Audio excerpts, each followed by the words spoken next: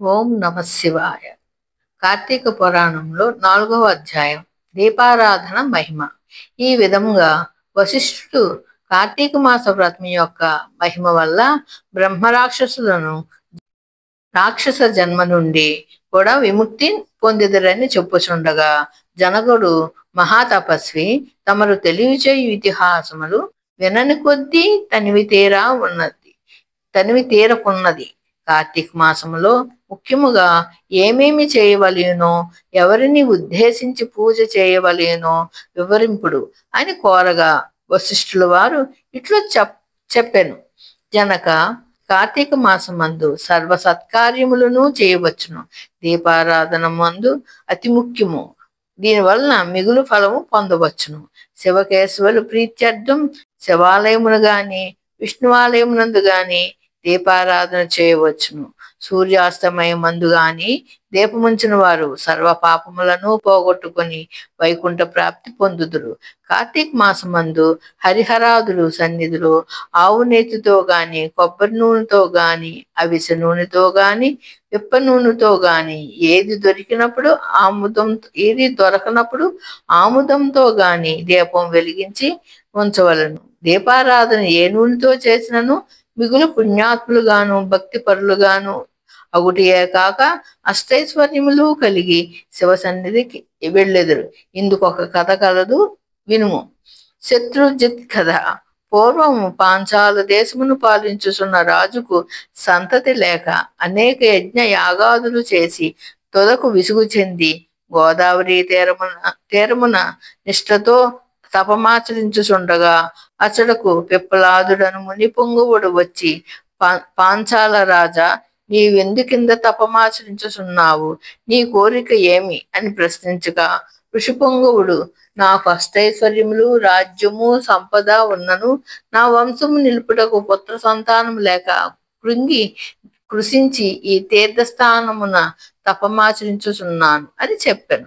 అంత ముని పొంగవుడు పోయి కార్తీక మాసమున శివ సన్నిధిని శివదేవుని ప్రీతి కొరకు దీపారాధన చేసిన ఎడల నీ కోరిక నెరవేరగలదు అని చెప్పి వెడలిపోయాను. వెంటనే పాంచాల రాజు తన దేశమునకు వెడలి పుత్ర ప్రాప్తికి అతి భక్తితో శివాలయమున కార్తీక మాసం 4 రోజులు దీపారాధన చేయించి దాన ధర్మాదులతో నియమానుసారముగా వ్రతము చేసి ప్రసాదములను ప్రజలకు పంచిపెట్టుచు విడుక కాకుండా 4 దినములు అటులా చేసెను. ఒక్కరోజు కూడా వదలలేదు. తత్పుణ్య కార్యం వలన నా రాజు భార్య గర్భవతి అయి క్రమముగా 9 మాసములు నిండి తరువాత ఒక శుభముహూర్తమున ఒక కుమారుణ్ణి కన్నది. రాజకుటుంబీకులు మిగులు సంతోషించి తమ దేశమంతటను పుత్రోత్సవములు చేయించి బ్రాహ్మణులకు దాన ధర్మములు చేసి ఆ బాలునకు శత్రుజిత్తు అని నామకరణం చేయించి అమిత గారాభంతో పెంచుచుండేది. కార్తీక మాస దీపారాధన వలన కొత్త సంతానము కలిగినందువలన తమ దేశమంతటను ప్రతి సంవత్సరం కార్తీక మాస వ్రతములు దీపారాధనలు చేయుడని రాజు శాసించను. రాకుమారుడు శత్రుజిత్తు దినదిన ప్రవర్తమానుడగుచు సకల శాస్త్రములు చదివి ధనుర్విద్య, కత్తిసాము మొదలగునవి నేర్చుకొనెను. కానీ యవనం రాగానే దుష్టుల సహవాసం చేతను తల్లిదండ్రుల గారం చేతను తన కంటింపగు స్త్రీలను బలత్కరించుచు ఎదిరించిన వారిని దండించుచు తమ కామవాంఛ తీర్చుకొనిచుండెను. తల్లిదండ్రులు కూడా తమకు లేక కలిగిన కుమారుని ఎడ్ల చూచి చూడనట్టు విననట్టు ఉండిరి. శత్రుజిత్ ఆ రాజ్యంలో తమ కార్యములు కడ్డు చెప్పు వాళ్లను నరుకుదనని కత్తి పట్టుకుని ప్రజలను భయకంపితులు చేయుచుండెను. అటులు తిరుగుచుండగా ఒక దినము ఒక బ్రాహ్మణు పడుచు చూచుట తటస్థించెను. ఆమె ఒక ఉత్తమ బ్రాహ్మణుని భార్య, మిగుల రూపవతి. ఆమె అందచందములను వర్ణించుట మన్మధుడికైనను శక్యము కాదు. అట్టి స్త్రీ కంటపడగానే రాజకుమారుని మతి మందగించి కొయ్య బొమ్మ వలె నిశ్చేషుడై కామ వికారముతో ఆమెను సమీపించి తమ కామవాంఛ తెలియజేసును. ఆమె కూడా అతని సౌందర్యానికి ముగ్ధురాలై కులము శీలము సిగ్గు విడిచి అతని చేయి పట్టుకుని తన సైన్య మందిరాన్ని తీసుకుపోయి భోగములు అనుభవించను. ఇట్లొకరికొకరు ప్రేమతో పరవశులగుడి చేత వారు ప్రతిదినము అర్ధరాత్రి వేళ ఒక అజ్ఞాత స్థలంలో కలుసుకొనుట తన కామవాచి తీర్చుకొనిచుండ్రి. ఇట్లా కొంతకాలం జరిగిను. ఎటులను ఈ విషయము ఆమె మగనికి తెలిసి పసిగట్టి భార్యను రాజకుమారుని ఒకేసారి చంపవలెనని నిశ్చయించి ఒక ఖడ్గమును సంపాదించి సమయము కొరకు నిరీక్షించుచుండెను. ఇట్లుండగా కార్తీక శుద్ధ పౌర్ణమి రోజు ఆ ప్రేమికులు ఇరువురును శివాలయం నందు కలుసుకొనవలనని నిర్ణయించుకొని ఎవరికి వారు రహస్య మార్గమున బయలుదేరేది. ఈ సంగతి ఎటులో పసిగట్టిన బ్రాహ్మణుడు అంతకు ముందే కత్తితో సహా బయలుదేరి గర్భగుడిలో దాగి ఉండెను. ఆ కాముకులిద్దరూ గుడిలో కలుసుకుని గాఢాలింగనమనర్చుకున్న సమయమున చీకటిగా ఉన్నది, దీపం ఉండినా బాగుండును కదా అని రాకుమారుడు అనగా ఆమె తన పైట చెంగును చించి అక్కడున్న ఆముదపు ప్రమిదలో ముంచి దీపం వెలిగించెను. తర్వాత వారిరువురు మహానందంతో రతి క్రీడలు సలుపుటకు విద్యుక్తులవుచుండగా అదే అదునుగా ఆమె భర్త తన మొలనున్న కత్తి తీసి ఒక్క వేటుతో తన భార్యను ఆ రాజకుమారుడిని ఖండించి తాను కూడా పొడుచుకుని మరణించెను.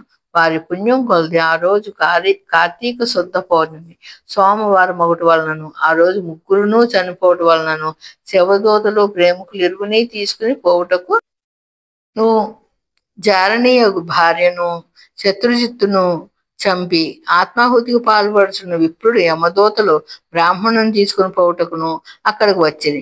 అంత యమదూతలను చూచి బ్రాహ్మణుడు, ఓ దూతలారా, నన్ను తీసుకుని వెళ్ళుటకు మీరేల వచ్చినారు? కామాంధకారముతో కన్ను మిన్ను తెలియక పశుప్రాయంగా వ్యవహరించిన ఆ వ్యభిచారుల కొరకు శివదూతలు విమానములో వచ్చుటేలా చిత్రముగా ఉన్నదే అని ప్రశ్నించను. అంత యమకింకరులు, ఓ బాపడా, వారెంతటి నీచులైనను ఈ పవిత్ర దినమున అనగా కార్తీక పౌర్ణమి సోమవారం దినమున తెలుసో తెలియకో శివాలయంలో శివుని సన్నిధిన దీపం వెలిగించడం వలన అప్పటి వరకు వారు చేసిన పాపములన్నీ నశించిపోయినవి. కావున వారిని కైలాసంలోకి తీసుకుని పోవటకు శివదూతలు వచ్చినారు అని చెప్పగా ఈ సంభాషణ అంతయు వించున్న రాజకుమారుడు అలా ఎన్నటికీ జరగనివ్వను. తప్పొప్పులు ఎలాగున్నప్పటికీ మేము ముగ్గురమును ఒకే సమయంలో ఒకే స్థలంలో మరణించితిమి కనుక ఆ ఫలము మా అందరికీ వర్తించవలసినదే అని తాము చేసిన దీపారాధన ఫలంలో కొంత బ్రాహ్మణకు దానం చేసిన వెంటనే అతనిని కూడా పుష్పక విమానం ఎక్కించి శివ సాన్నిధ్యమునకు చేర్చిరి. వింటివా రాజా, శివాలయంలో దీపారాధన చేయటం వలన ఆ ప్రేమికులు చేసిన పాపములను పోటీయే కాక కైలాస ప్రాప్తి కూడా కలిగను. కాన కార్తీక మాసంలో నక్షత్రమాలయందు దీపముంచిన వారు జన్మరాహిత్యం పొందుదురు. ఇట్లు స్కాంద పురాణాంతర్గత వశిష్ఠ ప్రోక్త కార్తీక మహస్య మందలి 4వ అధ్యాయం 4వ రోజు పారాయణం సమాప్తం.